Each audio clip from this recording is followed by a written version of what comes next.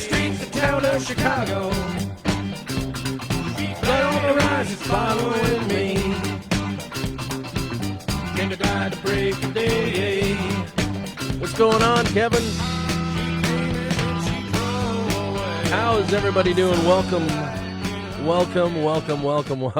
to the b.hive Productions. Tuesday Tales presents the Ballad of Broken Bird. How's everybody doing? We all ready up for Christmas here, happening here in a couple days. Hey, Jessica, how are you doing? Good to see you. I'm glad to see you made it to work and back safely with the roads the way they've been.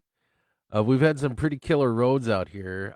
Yesterday, I heard there was a dump truck that got smashed by a train. So that was pretty bad. So, hey, good evening. How you doing, Bobby? I hope you had a great birthday yesterday. I did try calling you a few times, but, as per usual, you just ignored me. So, that's okay. Just bleeding in a ditch somewhere. Fighting the coyotes to keep my small intestine in there. But, you have yourself a great birthday. Anyhow, we're reading from my book, The Ballad of Broken Bird, every Tuesday. Read a couple of chapters at you. We've been kind of closing up the year here with year-ending stuff. We did the Coffee with Friends on Sunday with Bobby and Beth, and then we also did the last toe tapping Thursday as well last week, and tonight will be the last Tuesday Tales for the year.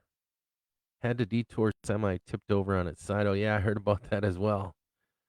So but yeah, so next week there will be no Coffee with Friends. There will also be no Tuesday Tales, and there will also be no Toe Tappin' Thursday. There may be Coffee with my folks the following Sunday or my siblings. I will be in Florida next week. 2026, bigger and better adventures. That's right. That's right, Bobby. So, so I will be gone next week. I'm heading south to Florida to spend New Year's with my family, my dad, my stepmom, and my two sisters, and their significant others. And it's always a good time. I also usually, I don't know what it is about Florida, but Florida is my favorite place to write. And it's probably my dad's patio. I like to sit on his patio, usually I pour myself a glass of ice and a little whiskey in there, and I open it up the laptop and I get to writing, usually at night. And sitting out there with a full moon out there and a palm tree over your head, I can usually write a lot. So yeah, maybe we'll get some stuff out of there. Christmas, yeah. Bobby and his Christmas. So we are looking at Christmas Eve tomorrow night. I don't know what you guys got going on, but I will be reading a horror story. So we will be opening up the Horror Hump Day studio for the year. We'll be opening up tomorrow night at 8:00. I'm going to be reading a story called Silent Night. And since Kevin, wanted a Christmas story and Bobby wanted a Christmas story, I'm giving them a Christmas story, whether they enjoy it or not. They're getting it. So I actually finished the story. I wrote most of it at their store. So yeah. Happy Christmas Eve. Well, there you go. There you go. Yeah. Florida's my favorite place to live. Florida always takes a hammer on just because there's a different type of people down there. But everybody I've met has always been really good to me, and even the people I've met on the east coast of Florida, up near St. Augustine, and also the down where my dad lives in Del Rey, Miami, the Keys. People have been friendly. Over on the other sides, Fort Myers and Cape Coral, people have been really friendly, and especially Pensacola. Pensacola is a very artsy part of Florida, and yeah, I went to a big art festival out there at one time. It was a lot of fun. So can't wait to hear it. Well, Jessica wants to hear it, of course, because she's a great fan of my stories. So, which I very much appreciate. So yes, tomorrow night's story, Silent Night, is going to be kind of the third part in a small story trilogy about the Anti Claus. Um, the first year I read something on air was the Anti Claus is coming to town, and it was about Santa's evil brother, and he was delivering. Hey Chuck, how you doing? Good to see you. He was delivering justice to a very dysfunctional, toxic family. And then last year I read uh, Midnight Dreary, which was an origin story of the Anti Claus, also an origin story for Santa Claus as well. That story came out of as many facts as I could research online regarding the story of St. Nicholas. And a lot of things lined up to create the Anti Claus or the evil bishop. Um, so so this year we're going to bring a close to that lore. Maybe it'll be a close. Maybe it'll be the beginning of something new. But yeah, that's what that will be about. Coming back to tonight's story, um, we will be Broken Bird. Um, pretty much got pretty serious with Victoria, who is somebody he had met in San Francisco, and she has pancreatic cancer, and she's not doing so well. Um, but he is learning a lot from her as far as how to cope with the cancer diagnosis and how to live and pretty much how to die as well.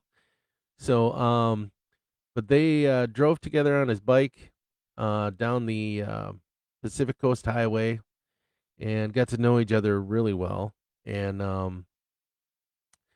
now they are heading to L.A. to meet up with her friends Seamus and Robin, who are from the East Coast. They're all three of them are from the East Coast, and they're going to take our friend Broken Bird on a Jim Morrison tour of Los Angeles, and that's where we are joining them tonight. And yeah, things are going to take a bit of a turn for everybody. So, but it's good to see everybody on here. As far as tomorrow night goes, I don't know how many of you are going to be able to listen or watch the show.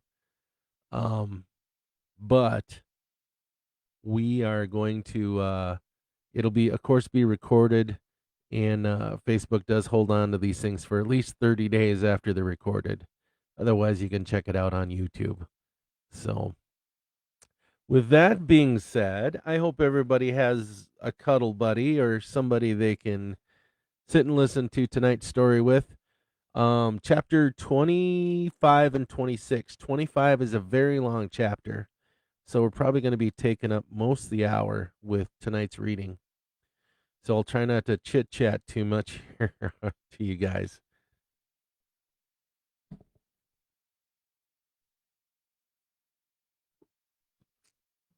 Got to wet the whistle. All right.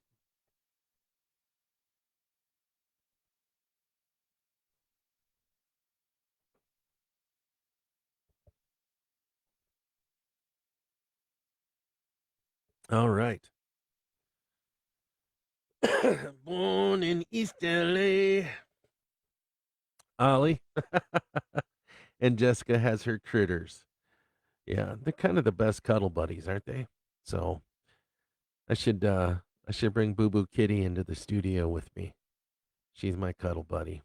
So anyhow, without further ado, folks, let's jump into what am I reading? The Broken and Ballad Bird.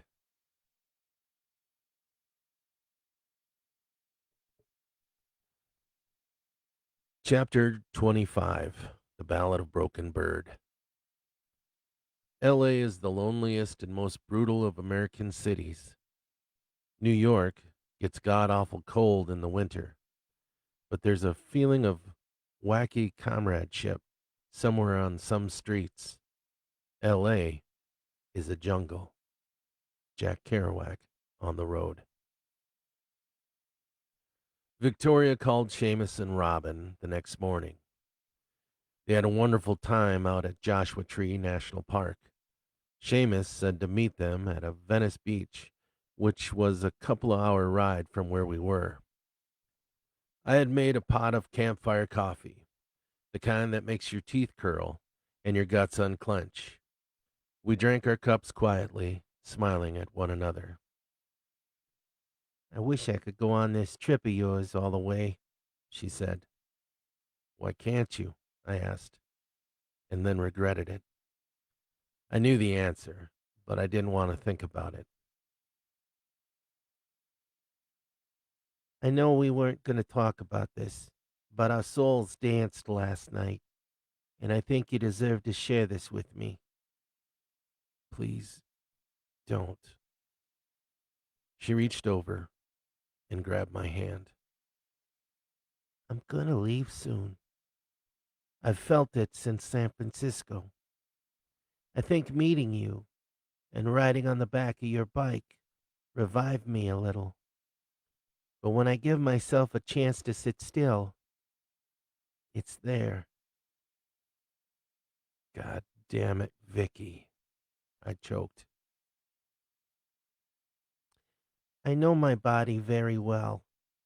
This is why I've wanted us to not worry about commitments and just focus on living and experiencing this adventure together on a daily basis without all that other stuff. Okay, I said, and poured out the rest of my coffee. Moss is growing under us as we speak, so let's hit the road. She stood up and kissed me, and we packed up and hit the road.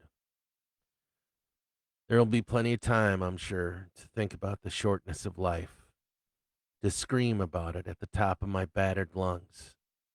But not today. Today, we were going to live.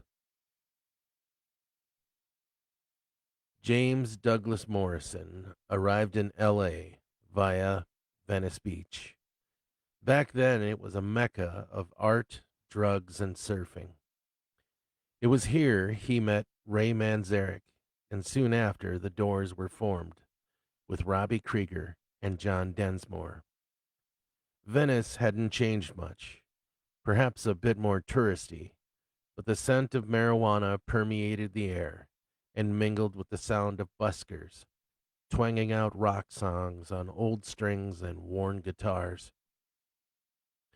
We met our fellow pilgrims at a bar and grill called the Pier House. After the hugs and jokes, we sat down to a few whiskeys and a few plates of oysters. I'm guessing you two had fun, Seamus asked with that coy look on his face. I smiled. We did. Took the Pacific Coast Highway all the way down the Big Sur. We even went looking for Ferlinghetti's cabin, Victoria spoke up. We damn near got shot. Oh? Both Robin and Seamus gave us both a surprised look. He took care of it, Victoria said, grabbing my arm. He went complete psycho on the guy, and he damn near shit his pants. Well, I spoke up, I don't think it was that. Oh, it was. So, anyhow, what about you guys? I changed direction. Where did you go? I love the dry desert air, Seamus said. So we headed through Death Valley and Lake Tahoe, then ended up down into Joshua Tree. And so, what brings us here, my friend? Well, this is where we start our pilgrimage. A few blocks down is the former apartment of Ray Manzarek. We'll take a walk by there and then to the Morrison apartments where Jim used to live on the roof. I gotta tell you, man, the whole Kerouac adventure and now Lizard King Central. I really appreciate you folks showing me all of this. Victoria leaned over and kissed me. And to that, Robin and Seamus grinned from ear to ear. I shrugged my shoulders. Fuck. You think this is great? Seamus said. When we end our holy tour in Laurel Canyon at the store where the creatures meet, we are heading out to Joshua Tree, and we're going to trip our fucking minds out on mushrooms. I hadn't done mushrooms since high school. Part of me was apprehensive. The other part of me, the new part of me, was more than willing to give it a go for old time's sake. Because that's really what this trip was about, wasn't it? To live the life without fear, the life I had left. Sure, right now I felt like $1,000,000, but I can feel the scars, and they never go away. They are both emotional and physical. They are always around to tell you that you are mortal and frail. I know that someday, when you, whoever the fuck you are reading this, I'll be dead, eating dirt, feeding worms, finding my mountain, however you like to say it. I'll be dead. So I asked myself, what would Jim Morrison do? There was this other part of me, the part of me that is rational and makes good decisions and likes to live life in a safe little box, that said, Jim Morrison died at 27 because he did what he wanted to do. He supposedly drank 27 Mai Tais in one sitting in Hawaii. Are you going to do that too? Why the fuck not? Said my new self. So off we went. We walked, of course, knowing that we would be imbibing in many a whiskey along this treacherous track that led us from Venice Beach to the Sunset Strip. The Whiskey A Go Go was the starting point for many bands, from the Doors to Motley Crue. We stood in the Club of Legends, and surprisingly, it closed at 1 a.m. So we left the legendary Disappointment and went into this hole in the wall next door. The bartender looked like Will Ferrell, if Will was a transvestite that wore fishnet vests. I'll take a whiskey and Coke, I said. That will be $16.50, Will said. $16.50? Welcome to Hollywood, sweetheart. I paid $7.50 at the whiskey. Then go to the whiskey, asshole, and leave me the fuck alone. And with that sentiment, Will Ferrell's gay doppelganger splashed my face with an expensive whiskey and Coke. I reached across the bar and grabbed him by his fishnets and tried to pull him across to punch the smile off his face. Oh my, Seamus said to Robin and Victoria. He does have a little Irish in him, doesn't he? He does, Victoria agreed and put her hand on my shoulder. Honey, honey, it's not worth it. Before I could react, 4 bouncers surrounded me and lifted me up and out of the bar and onto the sidewalks of Sunset Boulevard. I could hear my friends protest with the bouncers, and then they came out angrily. I just laid there for a bit. I could easily get very angry and try to go back in, and fight the bouncers. Every ounce of my being ached to, but Victoria crouched down and grabbed my arm. You all right, handsome? She said with that New Jersey drawl of hers. Yeah, I said, and then a smile stretched across my face. Now that is living. We all laughed and moved on to the next whiskey bar. We hit the Viper Room, which was the London Fog back in Jimbo's day, and the Rainbow Lounge where it seemed all the old hair bands hang out at. There were members from Rat, Warrant, and Great White inside there. There was also the scent of marijuana in the air, not the skunky shit, but the pure, lovely sage-like aroma of another world. I was drunk, but not messy. I was on a vibe that had my soul flowing to the action and the music that surrounded me. We all were, sharing that same vibration, and it was getting to the end of our little tour. 8021 Rothwell Trail stood a tall, dark brown home, a few homes from the Canyon Country Store. Bro, I said in complete awe of the structure in front of me. This is it? Yep, Seamus confirmed. I believe he and Pam moved to Paris from this house. At that moment, a guy came out carrying a plastic bag full of trash. He dumped it into the bin and then looked at four strangers staring at his home. You, following the ghost of Jim Morrison? He said politely. Yep, Seamus said. Sorry. Hope we aren't creeping you out. Nah, bro. We get a lot of tourists come around here that know. Where y'all from? Me and the missus, we're from Pennsylvania. The blonde goddess over there is from New Jersey. And my native friend here, he's from Minnesota. Minnesota.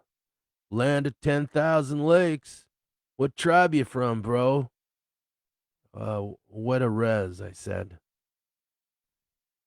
Jimmy believed he was possessed by the ghost of Native Americans that were killed in a car accident as his family drove by the accident. Yeah, I know. I don't think it happens like that, though. Well, you folks want a tour? Now, we didn't expect that. Not at all. I mean, who would ask four drunk strangers who traveled around L.A. on some odd pilgrimage for a rock god? Well, this guy, evidently. We all wanted a tour, and we tried our best to sober up. It seems the guy restored it, because there was a mother and son who was going around lighting fires to dumpsters and other things in L.A. This home was one of those places, known to most as the house on Love Street, and written about this home and the store across the way. Tiles were signed by band members, and there's a hole in the wall where you can see the infamous shower where Jim had written poetry upon its tiles. This trip was beautiful, I said under my breath.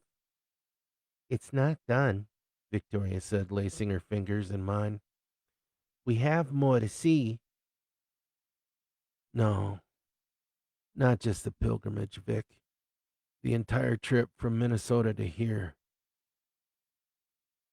That's the Jameson talking, I think, Seamus said, placing a firm grip on my shoulder.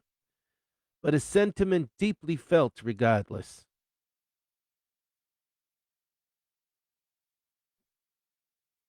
Where am I? So, where are you folks going from here? The man asked us. Well, we're taking a long walk back to my car, Seamus said. We will procure a room at the Roosevelt Hotel and then head for the desert in the morning. Well, it was beautiful getting to know you folks. Thank you, I said. Thank you for welcoming us into your home. You've really made the whole day. He shook our hands, hugged the women, and we walked out into the warm, dry air. We hailed a cab to take us downtown to the Roosevelt. The buzz was still there, but the drunkenness was gone. I had noticed Victoria was quiet the last half of the night. She didn't say much, and she looked a little paler than usual. We checked in, and we took the elevator up to the 5th floor. We said our good nights and went into our room. She collapsed on the bed. "You okay?" I asked. She smiled at me weakly.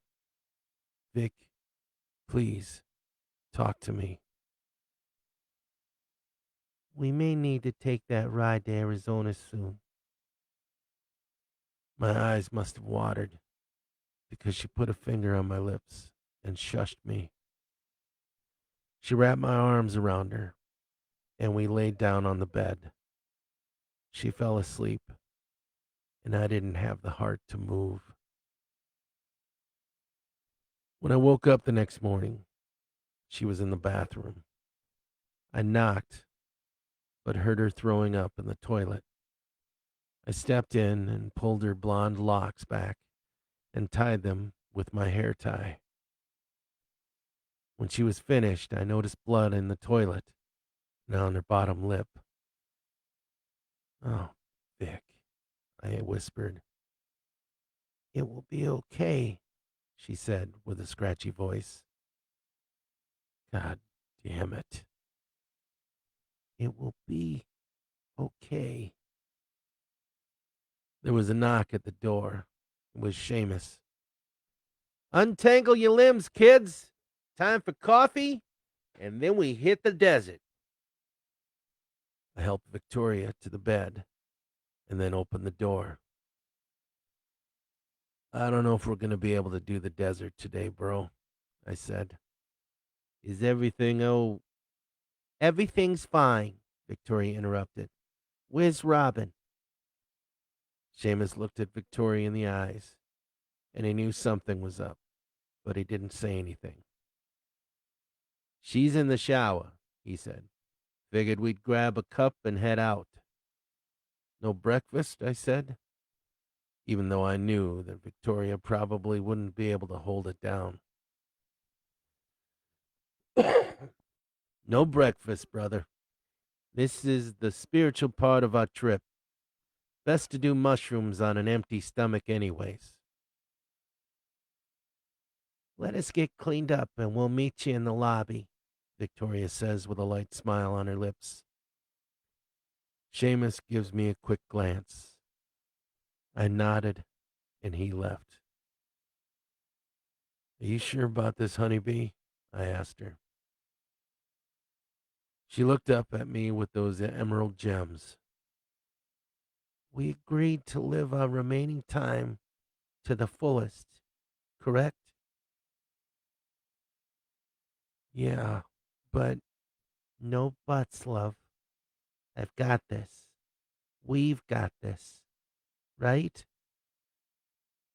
"Right." "Can you help me out in the shower?" "Absolutely."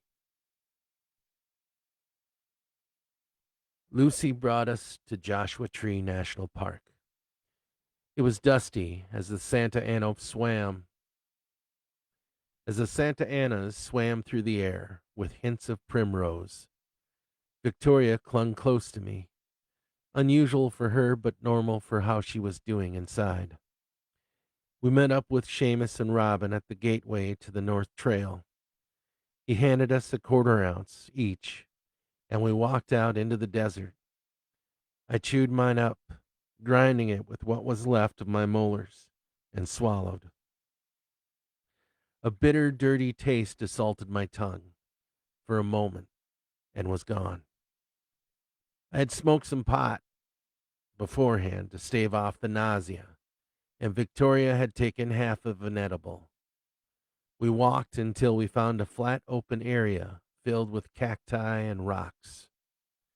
We sat up on a huge flat rock and held hands. We focused on our breathing, connecting it, and soon it was like a wave of consciousness. I opened my eyes, and every source of light was beginning to flare out.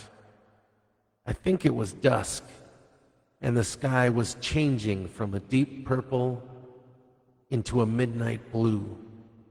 Stars flared weakly in the sky. "It's time," Seamus said. "Stay together and stay focused." When I opened my eyes again, color was screaming from the ground, gushing into a pillar of liquid to the sky. I could feel it wet my face. We were all holding hands, but it felt as if my friends were being ripped from my grasp.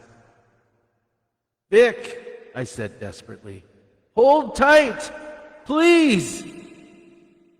"I don't know if I can," she said quietly. "I think I need to go." "Fuck! Please, don't!" I looked over at her, and she turned into a pillar of light. I felt her hands lose cohesion, and she left us. High above us in that desert sky, she joined the stars. "Please don't," I repeated. "It's okay," Robin said. "This is what she wanted." "I can't." "Let it go, man," Seamus said calmly, and he gripped my hand. "Lay back and let it go. Look at how beautiful she is."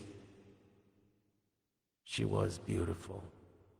She rose like a phoenix into the night sky, showering us with such brilliant light, I had no choice but to lay back and shield my eyes. "Vic!" I said. There was a sound, like thunder, and then calm. I looked up and the sky was filled with stars, more than I had ever seen before. They looked like Van Gogh's Starry Night, but moved in waves. I realized that the stars were actually a cosmic ocean, teeming with life. I could see shapes like whales and giant sea turtles swimming above. "My God," I whispered. "I can see it." I could hear the whale calls and the turtles swerving in and out of the waves of stars. I reached out my hand and could make ripples within the sea and the sky. "It's beautiful." A tear left the corner of my eye. "So beautiful." The turtles swam around my fingers as I made ripples on the surface of the sky. "Are you with me, guys?" I asked. "We're with you, brother," Seamus assured me. "No matter where you are in the universe, we will always be with you." "I want to swim in that current." "Of course you do. We all do. That current is the vibe that connects us all. You'll be there eventually, my friend. We will all be there eventually. You and Vic will beat us to it, but we will all be united again for bigger adventures. I love you guys. I love you guys with everything I have." I stood up and tried to jump into the sky, but my feet were melded into the rock we were sitting on. I stretched and stretched, and my fingertips could only touch the surface of the cosmic ocean above me. A voice from somewhere, familiar but strange.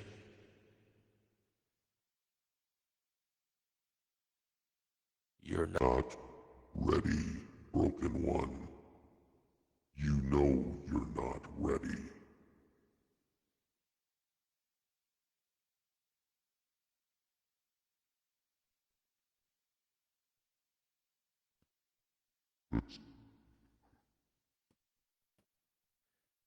It's not fucking fair, I screamed.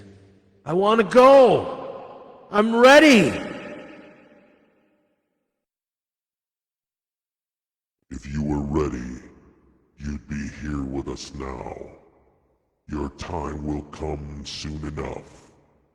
Until then, live the life you have left. But haven't I lived enough? I was on my knees now. I felt defeated. I fell back and looked up into the sky again. The current began to slow. The turtles began to fade, and the whales stopped singing. Don't go, I pleaded. Please, take me with you. The stars were only prisms as the psilocybin began to settle in my system. Sadness draped a cold blanket over me as I felt the nip of the cold desert night air. You okay, brother? Seamus asked from what seemed like miles away. Victoria, I said softly. I don't think Victoria's okay. We all sat up, the cobwebs sticking to our brains, except for Victoria. She laid there in a heap, curled fetal like on the rock and unresponsive. We gathered around her, trying to raise her, but there was just shallow breathing and a very light heartbeat. I pulled out my phone and dialed 911. And that, my friends, is chapter 26. How's everybody doing? Everybody doing okay? Nobody just tripped out and went bonkers? Nothing like that. So the last time that I actually did mushrooms, um, I was laying up on this hill, and I was looking up. It was nighttime, and I was looking up at the sky, and I could see the stars had turned into the shapes of giant sea turtles, and yeah, it was pretty wicked, and I could move my hand across the sky like this, and it would make ripples up there, and I could also move the sky or move the earth, I guess is how you're looking at it. But yeah, it was pretty intense. It was really mellow. But but yeah, it was a good time. It was a good time to say the least. So, and I tried writing a journal about it, but yeah, just I couldn't I couldn't hold everything in my head. So, wow. I'm glad you guys are digging it. Let's move on to chapter 20 26. Yeah. The Ballad of Broken Bird, chapter 26. And I will die, and you will die, and we will all die, and even the stars will fade out, one after another, in time. Jack Kerouac.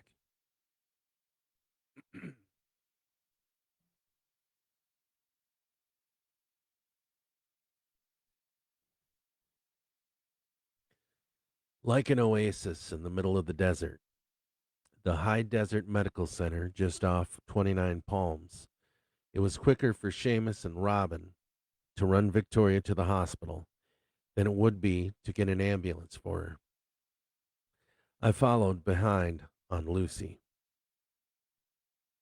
Hey, Pop. I was choking on tears the best I could. Hey, kid. He was awkward. Feelings made him awkward. What's going on? I haven't heard from you in a while. I was going to go over every detail. Sorry, I got caught up in some adventures.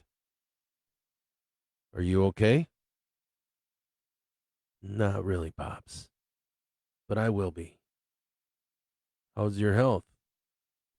It's okay for now. How about yours? You don't need to worry about me. Kathy takes great care of me. You're my last living parent, old man. I'm going to worry my ass off about you until I can't breathe anymore. Oddly enough, I found myself pulling a cigarette out of my vest pocket. I lit it, and even though it felt good to inhale it, I coughed heavily on the way back out. Those things are going to kill you, the old man said. Cancer's already doing that, Dad. Well, where are you at now? I was going to say that I was at the hospital with a group of friends I had made in San Francisco. Because one of those friends was dying. Maybe she was already dead. I didn't know. I really didn't know what to do. My grandma, she used to be my go-to. Always had words of wisdom and knew how to talk to me. Usually over a cup of coffee at 2 a.m. But she died. So it was Mom. Mom's advice was usually heavily one-sided, but it was warm, like mother's love usually is. But she was gone now, too. So I called my old man. I'm out near Joshua Tree State Park in California. Oh, I know where that is. Seem to remember a trip we took as family, and you puked your guts out all over the desert. That was in the old Malibu SS.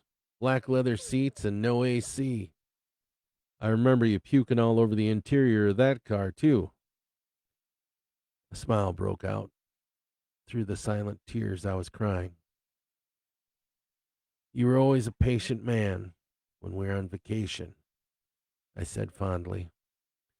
Well, your mother had such a short fuse when she was riding in the car. I had no choice but to be the patient one.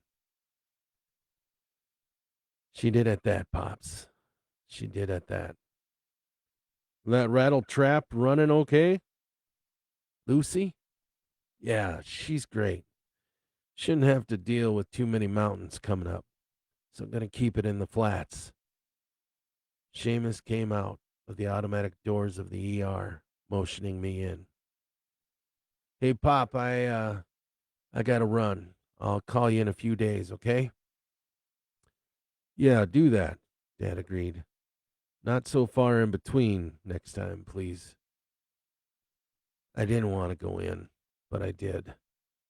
Robin was in the room with Victoria, and Seamus and I were standing in the waiting area getting a coffee. You gotta be strong, bro, he said to me. I'll be fine, I said, a little bothered. What's the doctor say? Are you ready for this? Fuck, Seamus. I don't need you trying to parent me. I'm dealing with my own shit, too. Just tell me what's going on. What should I expect when I walk in there? Listen, fucknuts. I'm not trying to parent you, but you need to be calm for Vic's sake. Got me? She's very weak right now.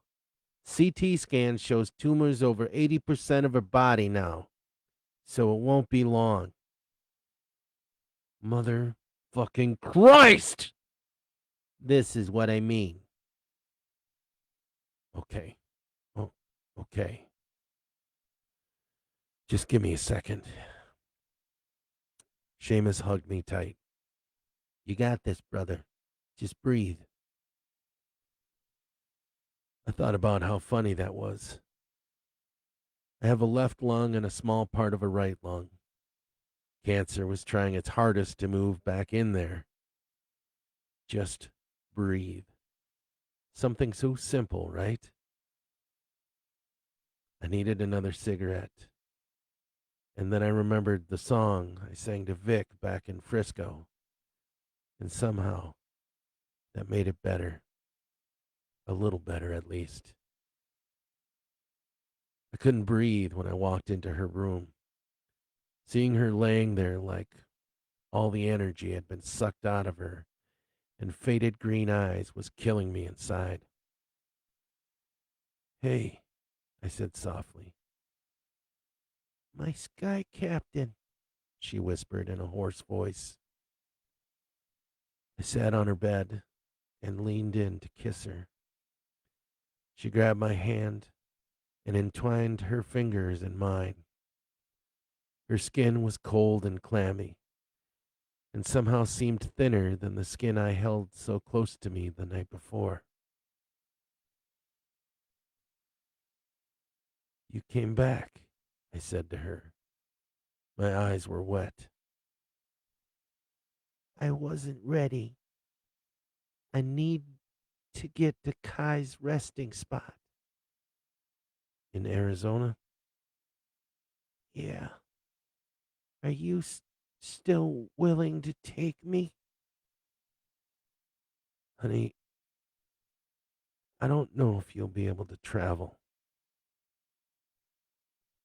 Robin came in, running her fingers through Vic's blonde locks.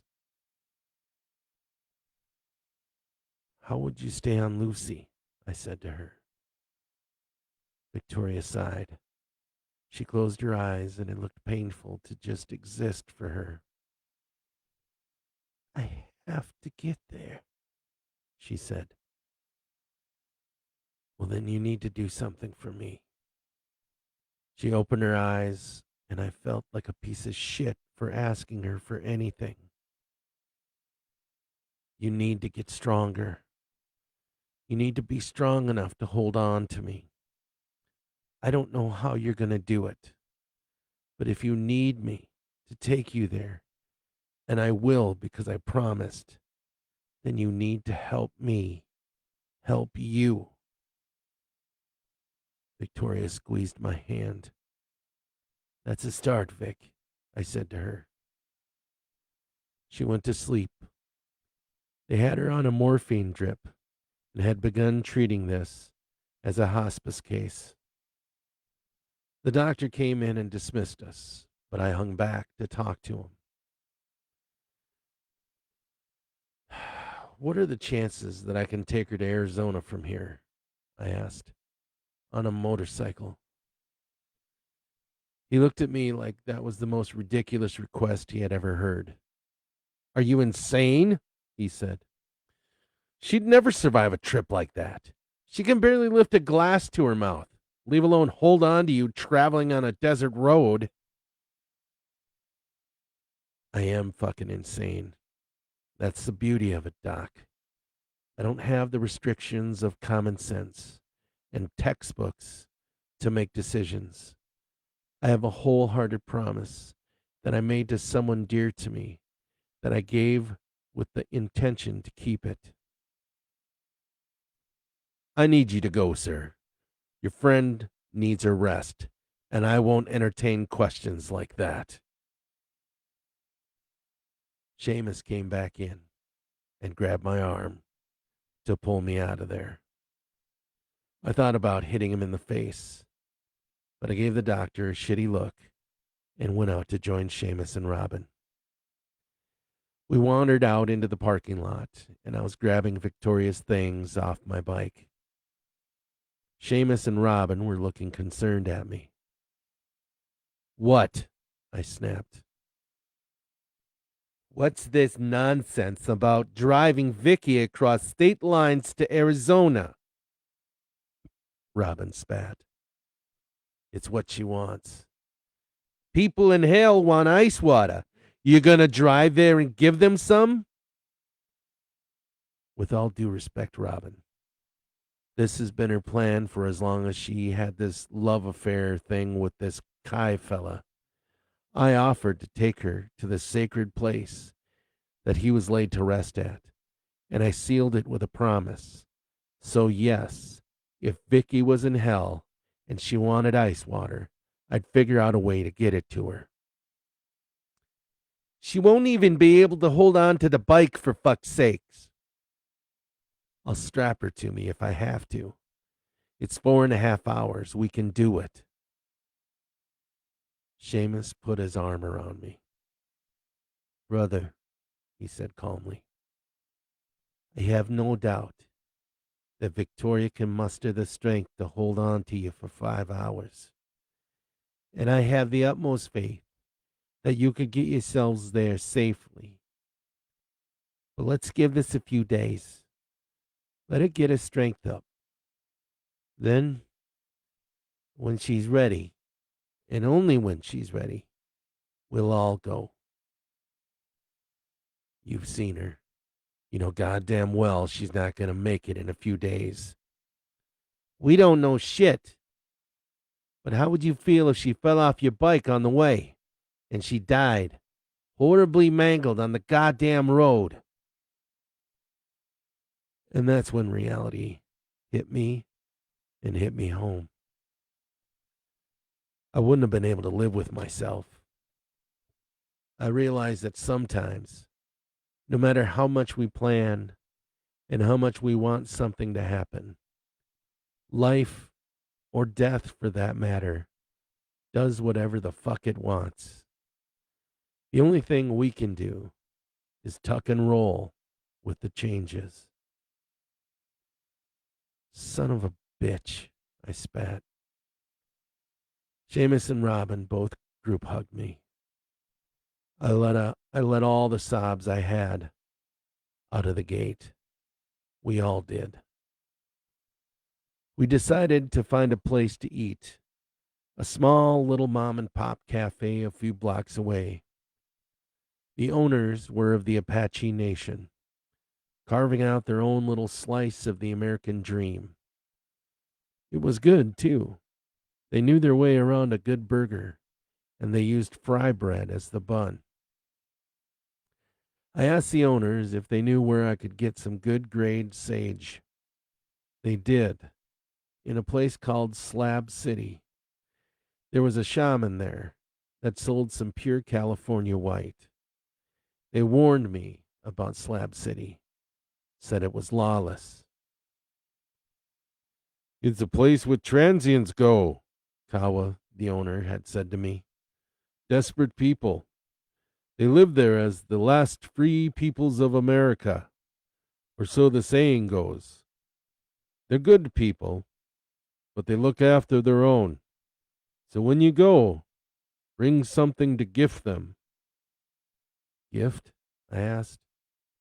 Yes, such as wine or beer. Groceries of any kind will also work.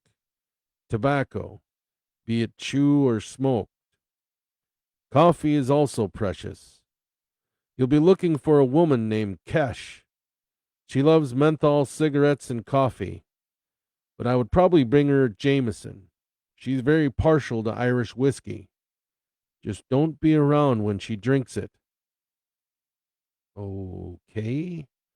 You must be doing ceremony of some sort, cousin. Yeah. Well, if you need any help. Thank you, cousin, but I got it. Well, it looks like I'm heading to a place called Slab City. Ever heard of it? I asked Seamus and Robin. That's that old transient place, Seamus said. More of a hobo camp / art heap. What are you going out there for? I need sage. Good sage.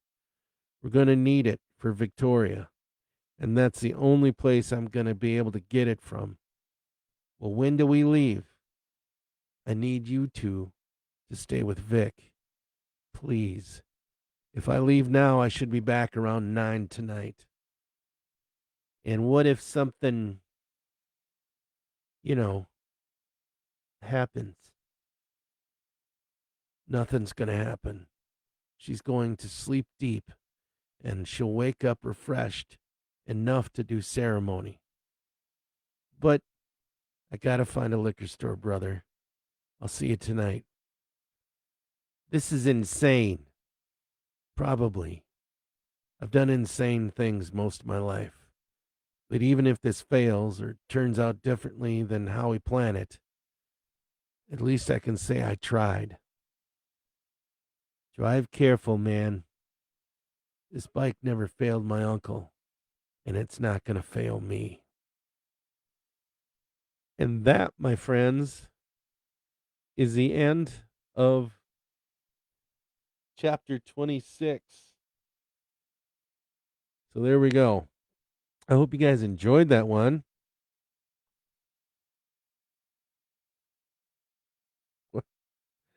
Why isn't that playing? Hope everybody enjoyed that one. There we go. I haven't worked these buttons in a while. So anyhow, I hope you guys did enjoy it. Well, okay then. Yeah, so the character of Victoria um is a real person, and she died pretty much in the same way. And yeah, and there was a promise that was made. So,